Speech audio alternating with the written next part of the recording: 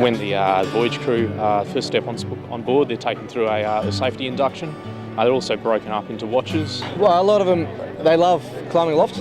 Yeah, definitely. And then it's all very hard for them, but they also enjoy the night watches as well.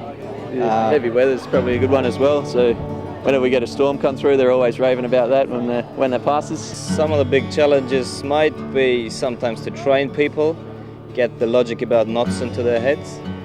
Can be challenging, but mainly they're smart and it's learning by doing. Quite often, you know, there are people that come from sort of higher management positions in their workplace, and they're not used to being back down the bottom of the pile, shall we say, and you know, it takes a couple of days to get used to it, but once they get into it again, all is good. And not having your mobile phone next to you all the time, and you know, having the luxury of watching TV, and you know, having to eat your food within 20 minutes at each sitting instead of taking your time, I think.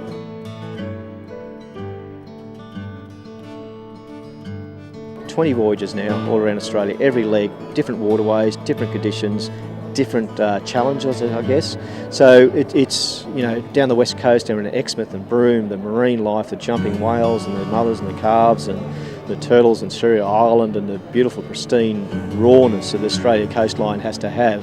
There's been so many highlights, but I would have to confess the Cairns to TI, following in Cook's wake up the labyrinth of the reef, reliving his journey day by day, if not hour by hour, was certainly the most rewarding experience. Most challenging, but also the most rewarding.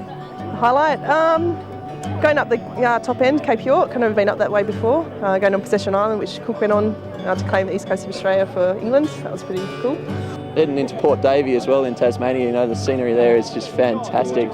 Beautiful place. Biggest reward probably is seeing the people step off the ship and being appreciating the experience, saying thanks, and as well the knowledge about sailing, sail handling, about stars and navigation and all that. That's what I reckon is a great reward. I found the whole thing rewarding. You know, circumnavigating Australia and seeing a lot of places and things that a lot of other people don't get the opportunity to see. You fight sickness, you stand watches, you climb masts and fight your fears. And I think after that experience you just feel totally different, as you do after having faced challenges and overcome fears.